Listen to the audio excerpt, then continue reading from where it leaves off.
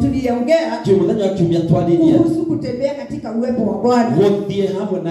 Na tukaona katika uwepo kutembea katika uwepo wa Bwana. Na tukiona kuna baraka. Kuna kuinuliwa. Kuna kupiganiwa. Na Mungu pamoja nasi. Mungu ametubariki. Na amekuwa pamoja nasi. Nashukuru Bwana kwa sababu ya siku ya leo. Nataka kusema wao wanamtumainia Bwana. Bwana huwaponya katika nafsi zao, maisha yao, kwa sababu yeye ni Mungu. Nataka tuende katika Psalms 34. Inasema mateso ya mwenye haki ni mengi. Zaburi 34.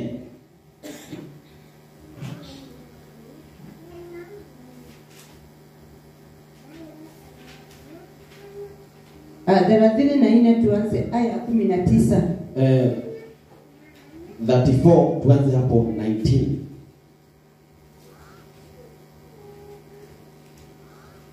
Biblia inasema mateso ya mwenye haki ni mengi, lakini Bwana humponya nayo yote. Amen. Bwana asifiwe. Mwadhani ya gosho. Atukuzwe Mungu. Mwadhani ya gosho. Nataka kusema ni vizuri kujitia nguvu. Kama vile tulisema siku ya Jumapili. Tukitembea katika uwepo wa Bwana. Bwana hatatuacha. Kwenda pamoja nasi. Tushikilia. Kutupigania. Siku ya wakati wa kesha. Katika Exodus.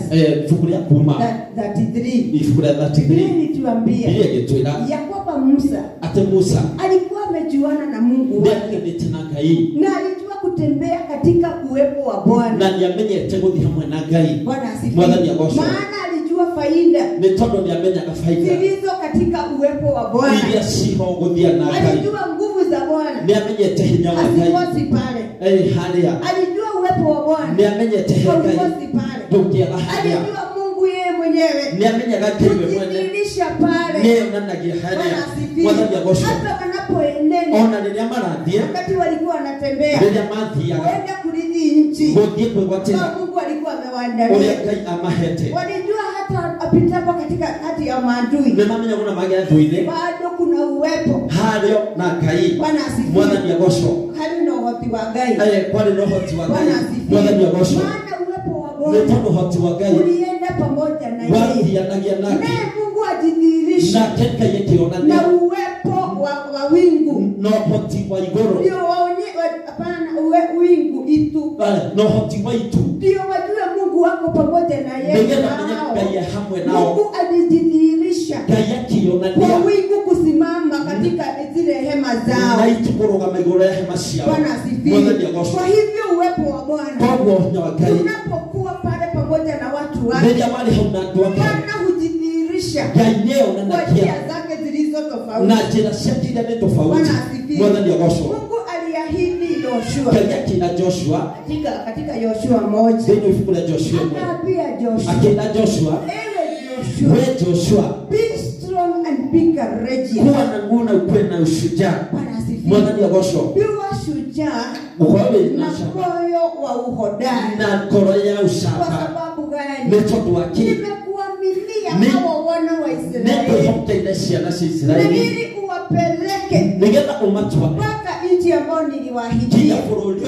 Kwa hivyo akaambia Joshua. Kwa akina Joshua. Maana kuna mambo utapitia. Metodo hema udopogelera. Yaliyo ya uchungu. Mautumenarwo. Yaliyo ni kama vita. Mautumahana bara. Utakapopitia nchi ama matauni ya maadui wewe. Ukigerera kwa ataka tuanze shaku. Ukipitia kwa Amaleki. Uagera kwa Amaleki. Watawainukia. Nemetumukirira. Ukipitia kwa Amori. Wachera kwa Amori. Watawainukia. Nemetumukirira. Lakini akawaambia Joshua. Joshua. Nakuambia usimame. Uwe hodari. Na uwe na moyo wa uhodari. Kwa sababu gani? Unapita katikati. Lakini katika zile vita, uwepo wangu na nguvu zangu ziko pamoja nasi. Anaambia Joshua, hakuna atakayesimama mbele yako wotile wana uwezo elepono hoti wa kuinukia. Bwana asifiwe.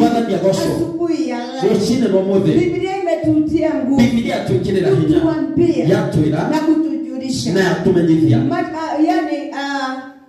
nimesema nini? Mateso ya mwenye haki ni mengi. Bwana asifiwe. Sisi tulisoma wiki nyingine twathamira kiumia kingine nikawaambia sisi kupitia uwezo wa Kristo Yesu na kazi ambayo Yesu Kristo alifanya juu yetu, na hiyo ndio tunaelekea wiki nyingine ambayo ni ya Easter. Sisi husherehekea Easter kwa sababu ya kazi njema iliyofanyika na sisi tukapatikana na ilifanywa na Kristo Yesu kutuhamisha akatuthomithia. Bwana asifiwe. Mahala tulikuwa tumetupwa nje, akaturudisha agitucokia thiini katika ufalme wa Baba, akatufanya kuwa wana, agitutua ciana na warithi na Ngai. Bwana asifiwe. Bwana inuliwe. Na ndiposa siku ya leo tunajua sisi ni moja, ambao wamepata neema katika ufalme wa Baba. Bwana asifiwe.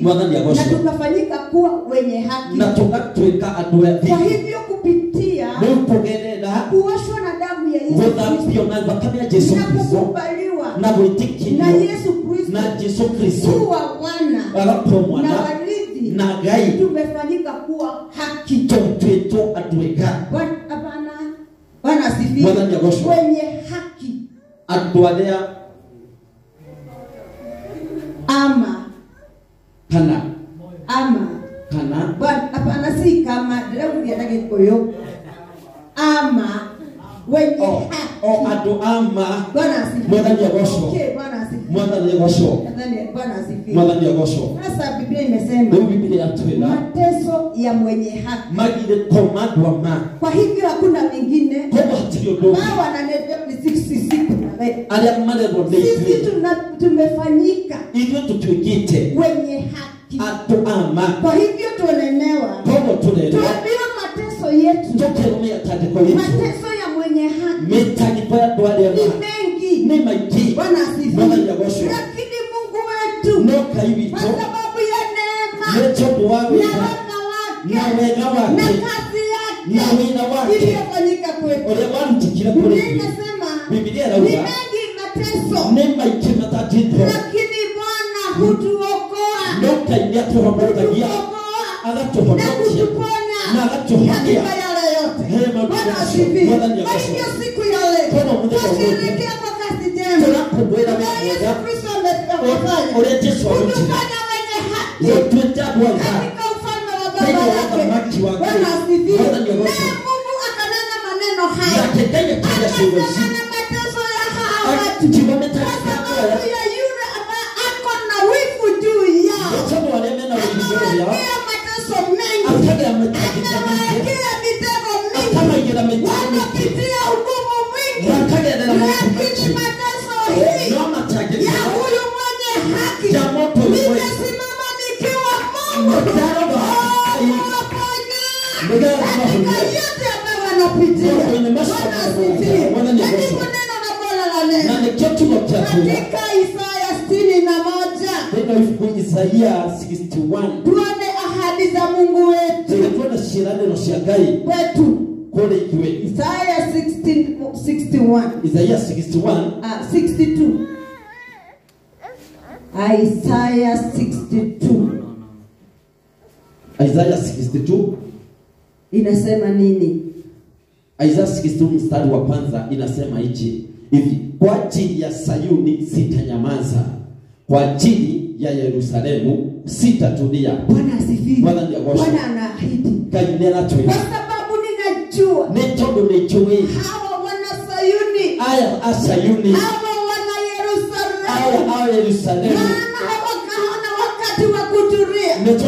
Maana mwovu ameinuka kupigana na kupingana na ile amani ambao wako nayo. Bwana asifiwe. Mungu anaapa na kusema kwa sababu yako ewe Sayuni, wa kwa kusayuni, sababu yako ewe mtoto wa Yerusalemu. Bwana asifiwe. Sitatulia wala sitanyamaza. Kwa hivyo Mungu kila wakati anasimama katika kiti chake cha enzi kuamrisha kwa sababu yako ewe Isaya mwenye Sayuni, kwa sababu yako ewe Yerusalemu. Bwana asifiwe. Ni kwa sababu gani? Biblia imesema mateso ya mwenye haki ni mengi. Kwa sababu gani? Kwa sababu shetani alikuwa mmoja ambaye alisherekea na ni mshuhuda ya mambo mazuri yaliyo mbinguni. Bwana asifiwe. Yeye ni mshuhuda ya ufalme wa Bwana vile huko mbinguni. Lakini kwa sababu ya yeye kuwa mwenye dhambi na kuwa na roho ya kujiinua ya kiburi iliyoingia ndani yake, alipokuwa mbinguni, Biblia inasema alipewa nafasi ya kumtukuza Mungu wakati alikuwa mbinguni. Lakini alipokuwa kule, aliona ni kana kwamba maana alikuwa na sifa kwamba alikuwa anaitwa nyota ya asubuhi. Bwana asifiwe. Alikuwa anaitwa nyota ya asubuhi. Kwa hivyo kwa sababu ya kupata ile sifa, kana kwamba yeye ndiye anastahili kukalia kiti ya Mungu. Kwa hivyo akawa na uchochezi fulani na akajaribu kutafuta kikundi cha kumfuata wabadilishe ufalme wa mbinguni. Lakini Mungu alipoona mpango wa shetani, alimkemea na akamrusha duniani. Bwana asifiwe. Biblia yasema nini? Wana wa mbinguni wakiwa mbinguni, jeshi la malaika wazee 24 hao wanasimama mbele zake Mungu. Walipotazama mwenye amerushwa hapa duniani, Biblia inasema walisema Biblia inauga mauti yote duniani kumejaa huzuni. Kwa sababu gani? Yule muovu amefukuzwa mbinguni, ameenda duniani. Kwa hivyo dunia haina utulivu. Bwana asifiwe. Kwa hivyo ndio ninakuambia yule muovu, maana alifukuzwa kutoka mbinguni, akarushwa hapa duniani. Bunge la mbinguni likahuzunika, wakasema yule muovu yetusumbua hapa mbinguni amerushwa duniani. Dunia haina amani tena. Bwana asifiwe. Wana wa Adamu hawana utulivu tena. Mateso yamewaangukia. Bwana asifiwe. Hivyo Biblia inasema nayo mateso ya huyo mwana wa Adamu, Bwana asifiwe, ni mengi. Kwa sababu gani? Yule mwovu ameshakuja hapa duniani na mpango wake, Bwana asifiwe, ni wa kuwamaliza. Kama vile neno la Bwana nasema katika Yohana 10:10. Bwana asifiwe. Yohana 10:10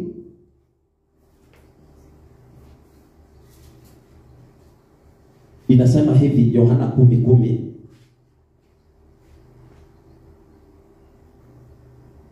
mwivi haji ila aibe na kuchinja na kuharibu. Amen. Hapo tu kwanza. Bwana asifiwe. Mwana ni agosho. Yeye amekuja akiwa mwivi. Oka mwishi. Bwana asifiwe. Mwana ni agosho. Nia yake, makusudio yake, uroto wake haina njia nyingine. Dina maundu make kuja kuiba, ni kunya, kuharibu, na kuua na kuuraga. Bwana asifiwe. Bwana ni agosho. Ndipo Biblia inasema, ndio Biblia atuira. Bwana asifiwe. Bwana ni agosho.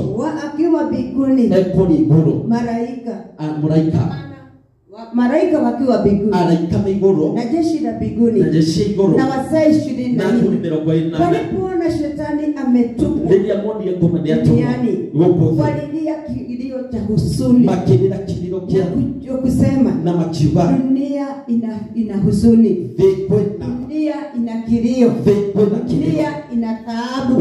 Maana yule mwovu amerushwa duniani. Bwana asifiwe. Bwana ndiye gosho. Biblia inasema. Biblia inatueleza. Bwana asifiwe. Bwana ndiye gosho. Huyo aliyerushwa osho waikilio hapa duniani. Yeye ni mwivi. Yeye moishi. Bwana asifiwe. Bwana ndiye gosho. Na hajakuja duniani kwa nia nyingine. Na dokita na ndiye ke. Biblia inasema amekuja. Biblia inaomba okite. Kuiba. Kuonya. Kuharibu. Kudhokia. Bwana asifiwe. Bwana ndiye gosho. Na kuua. Na kuraga. Bwana inuliwe. Bwana ndiye gosho. Kwa hivyo makusudio ya shetani. Kwa moroto wa shetani. Tualete hii mateso yote. Arehe takikono yote. Bwana asifiwe. Bwana ndiye gosho. Na vichafuko katika maisha yetu. Na vokajo kwa inde sito. Na kutujaribu katika magonjwa. Na kutugeria na melimo. Bwana asifiwe. Bwana ndiye gosho. Na kutujaribu katika mateso mengi. Na kutugeria metagiko mengi. Na hivyo ndivyo Biblia inasema. Na ndivyo Biblia. Huyu mwenye haki. Kwa sababu ya kuhesabiwa. Kuwa mwana katika ufalme. Kuwa mrithi katika ufalme. Shetani ameapa. Kuwa urithi Bwana amekuridhisha. Shetani amepambana. Hajakuwa ule urithi wako. Bwana asifiwe. Na kuondolee. Bwana azinuliwe.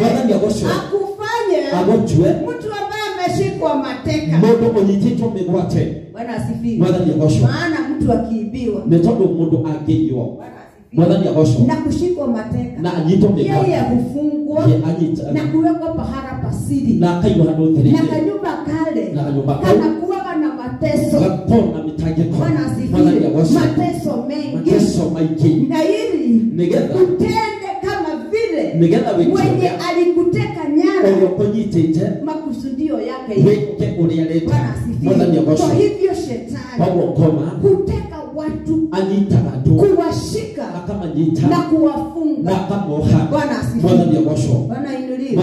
Kwa hivyo Biblia imesema mateso ya wenye haki ni mengi. Kwa sababu gani? Shetani anajaribu chenye umerithishwa uzima wa milele imeondoka kwake. Maana ako na wivu. Amekuja kuiba yenye umerithishwa kuwa mwana.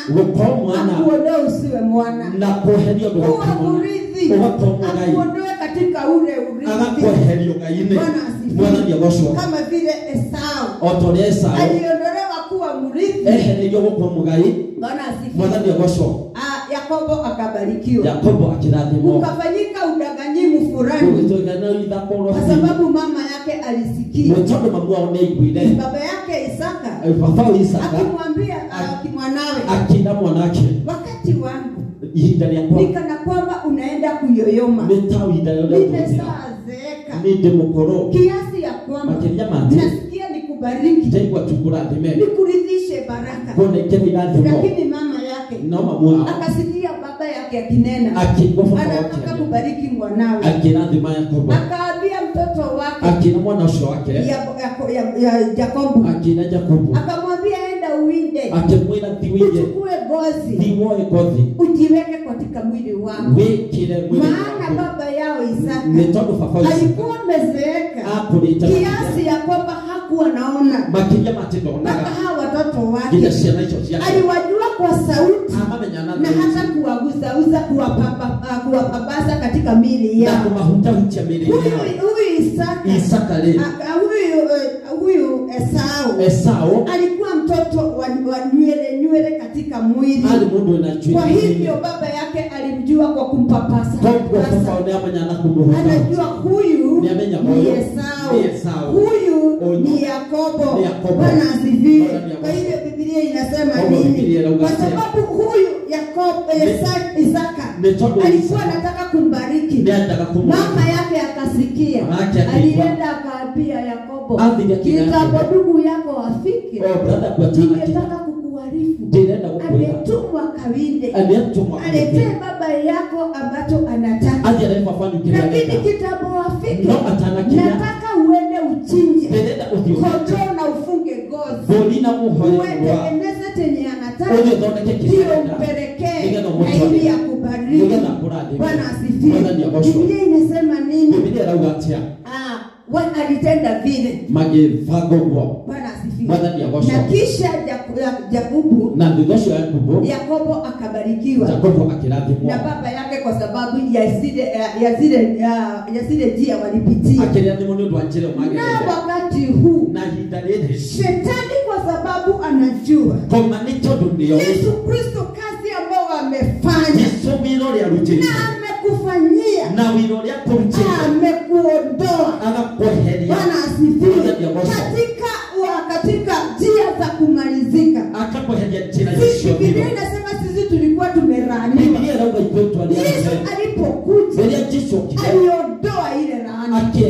Bwana asifiwe. Maana tulikuwa tumelaaniwa kwa sababu ya dhambi. Lakini Yesu alipokuja alifuta ile laana. Kupitia damu ya Yesu Kristo akatuosha. Bwana asifiwe. Akatuondoa mahali ambapo hapafai. Akatuleta katika uzima wa baba yake. Akatufanya kuwa wana na warithi. Shetani alipoona ile Biblia inasema kila wakati anazunguka kama mwindaji. Simba ambaye winda ambaye anawinda. Simba ambaye anawinda.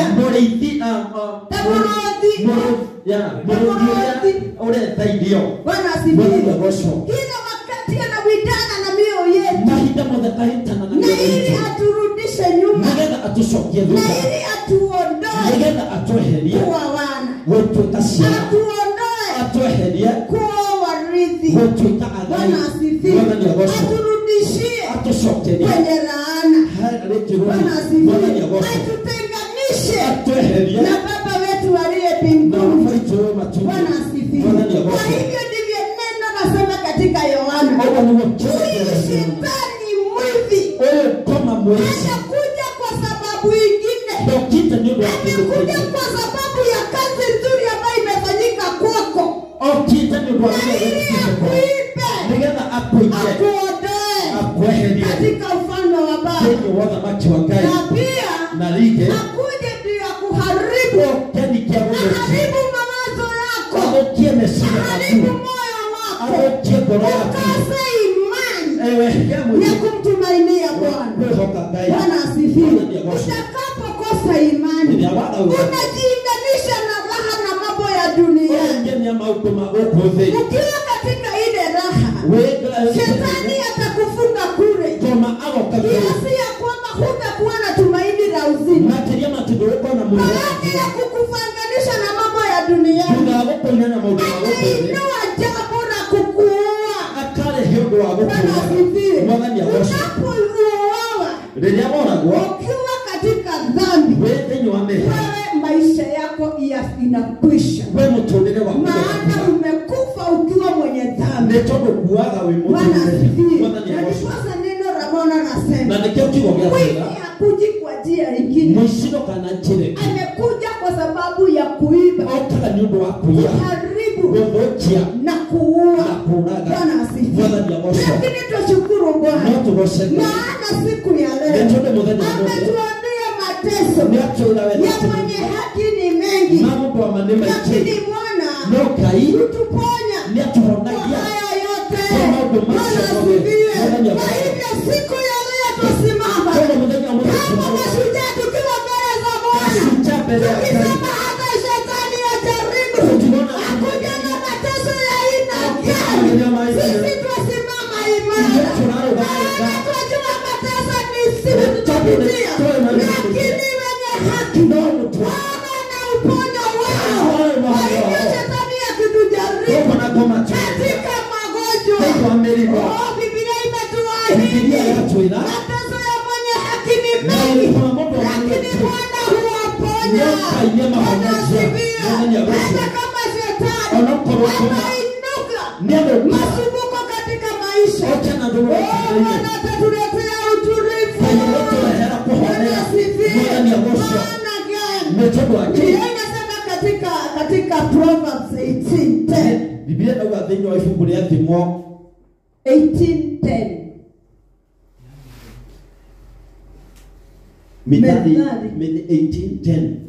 Biblia inasema hivi: jina la Bwana ni ngome imara, mwenye haki kikimbilia akawa salama. Bwana asifiwe. Bwana ni agosho. Oh, sisi tuna mahali pa kukimbilia. Ndio tunaitengenero. Bwana asifiwe. Bwana ni agosho. Ingawa mateso ya mwenye haki ni mengi, ingawa shetani atainua masumbuko katika dunia, atainua magonjwa, Bwana asifiwe, atainua mateso ya Bwana asifiwe. Mateso ya mwenye haki ni mengi, lakini Bwana huwaponya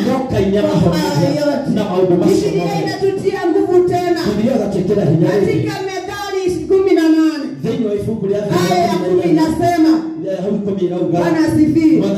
Umesema nini? Methali 18:10 inasema, jina la Bwana ni ngome imara, mwenye haki ukimbilia akawa salama. Bwana asifiwe. Bwana ni agosho. Jina la Bwana litwale kai. Hii jina la Bwana ni jina la Yesu Kristo. Litwale Yesu Kristo. Mwamba wetu. Ni higari tu. Biblia inasema nini? Biblia inaugatia. Jina la Bwana ni ngome imara. Litwale Yesu ni higari. Mwenye haki akirikimbilia, atwalema tetengerera, yeye hupata salama. Yeye akona dhayo. Hupata utulivu. Akona hore. Bwana asifiwe. Kwa hivyo sisi tuna pahala pa kukimbilia. Sisi si wana wa kutaabika na mateso ambayo shetani anaachilia. Sisi si watu wa kusumbuka katika maisha haya. Maana tuna pahala pa kukimbilia. Maana jina nasema, jina la Bwana ni ngome imara, mwenye haki akirikimbilia, yeye hupata salama. Kwa hivyo sisi si wana wa kutaabika, maana tuna pahala pa kukimbilia. Maana jina la Yesu limesimama kuwa ngome imara. Maana sisi tunakimbilia na tunapata salama. Tukikimbishwa kwa njia hii, tuko na pahala pa kukimbilia nasi tutapata salama. Bwana asifiwe. Kwa hivyo mateso ni mengi. Kuna watu wengine walikuwa wameteswa na shetani. Katika kitabu cha Wafalme, Bwana asifiwe, katika Wafalme wa pili 2:19. Amen. Biblia inasema, watu wa mjini wakamwambia Elisha, angalia twakusihi, mahali pa mji huu ni pazuri kama bwana wangu aonavyo, lakini maji yake hayafai na nchi huzaa mapooza. Akasema, nileteni chombo kipya, mtie chumvi ndani yake. Wakamletea. 21. Akatoka akaenda mpaka chemchemi ya maji, akatupa ile chumvi humo ndani, akasema, Bwana asema hivi, nimeyaponya maji haya. Amen. Bwana asifiwe. Bwana ni agosho. Mji wa Jericho ulikuwa umedumu katika shida. Biblia inasema, walipoona Elisha ameshakuja, walimkimbilia. Sisi mjue tumesema tuna kibilio letu. Hiyo ngome imara na Kristo Yesu. Hawa nao walikuwa na mateso, walikuwa na masumbuko. Maana Biblia inasema walikuwa na mji mzuri ukionekana, ulikuwa na rutuba, ulikuwa na mashamba mzuri.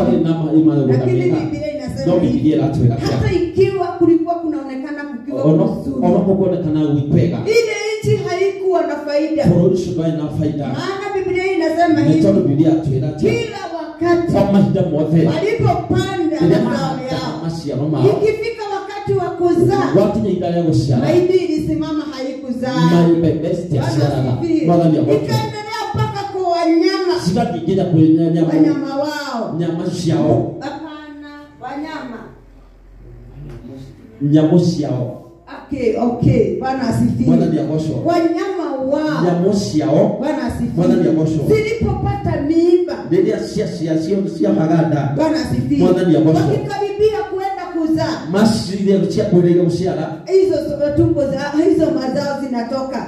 Nitosho sikauma. Hakuna kitu kilizaa. Hatile kidogo ya shida. Hiyo shida tena ikamasubuko yakaendelea. Nikema na masho makiendelea. Kwa wanawake wa ile nchi. Kija atumia afronisho. Wakishika mimba. Mani tada. Hakuna mtu anazaa. Hatile mundu wa shida. Wakikaa miezi kadhaa. Maikala miezi kadhaa. Mtoto apatikane. Nigenda mwanone ametoka. Akauma. Bwana asifiwe. Kwa hivyo hawakupata watoto. Kwa mationa na shida. Hawakupata mazao. Ayo mationa na mashiaro.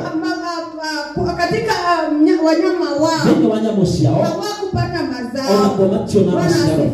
Kwa hivyo waliposikia.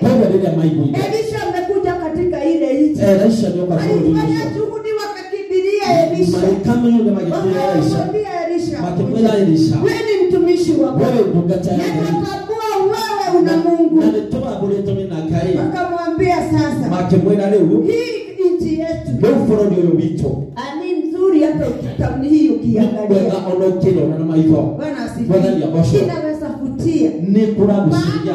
Shamba ni makubwa. Ni todo mmegundane menene. Na hata rutuba ya pahala hapa. Ona ni nzuri. Ni mwega muno. Na hali ya anga. Na alirera. Ni nzuri kama hii yetu ya Joro. Ndio yakataka kujoro. Lakini hakuna mazao. Ndio na masiaro. Bwana katika hali ya uchanganyikiwa. Na masumbuko mengi. Na ujue katika faida. Hupatikana kwa sababu ya mazao. Tumaini hupatikana kwa sababu ya mazao. Kwa hivyo tumaini lao lilikuwa limedidimia. Yao ilikuwa imeisha. Maana hata wamama wengi hufurahi wakati wamepata watoto.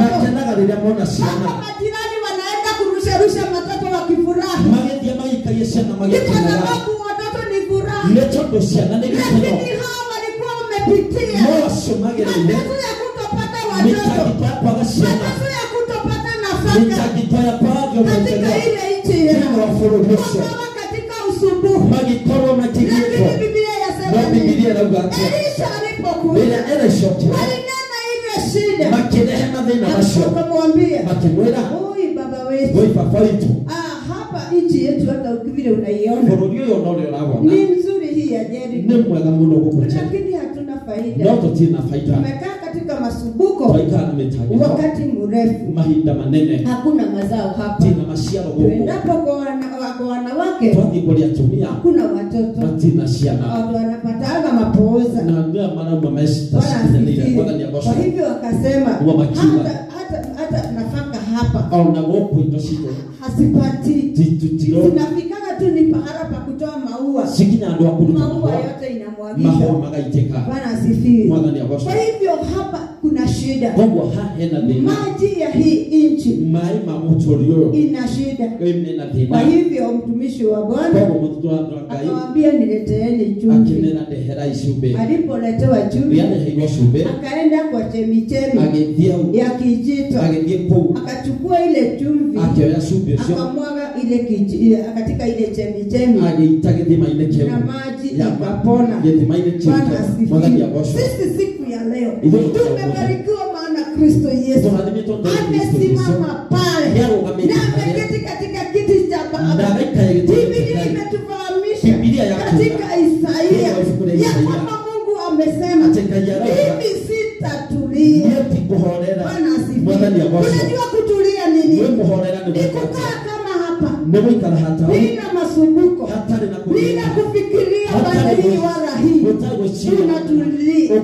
Lakini Mungu anasema kama wakati wa kukaa chini wala wa kutulia, lakini wakati wake wote ni wa kujua vile wewe uko, vile unaendelea, mateso yaliyo juu yako, mipango shetani amekupangia, jinsi la mbinguni linatawaliwa. Hebu inukeni, endeni mkapiganie aliyewekwa katika mateso.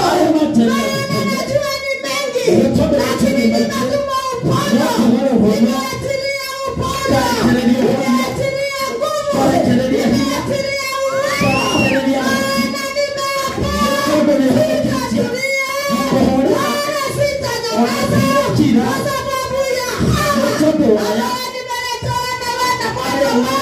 ciana ciakwa mwathani agocwo hivyo Mungu akaapa sitatulia sitanyamaza Bwana asifiwe kwa hivyo nitawaponya kama mateso ni mengi uponya huko Bwana asifiwe tukiwa vijana ikiwa majaribio ni mengi hapa dunia tuko na suruhu maana tuko na ngome imara hiyo jina la Kristo Bwana asifiwe tunayebana tushughulikie Mungu wetu anasema yeye hata nyamaza hata tulia wakati uko kwa mateso kwa hivyo usitingizwe na mateso jua tu ni ya muda Bwana asifiwe kama vile Daudi alisema Bwana asifiwe katika Psalms 23 anasema Bwana ndiye mchunga wetu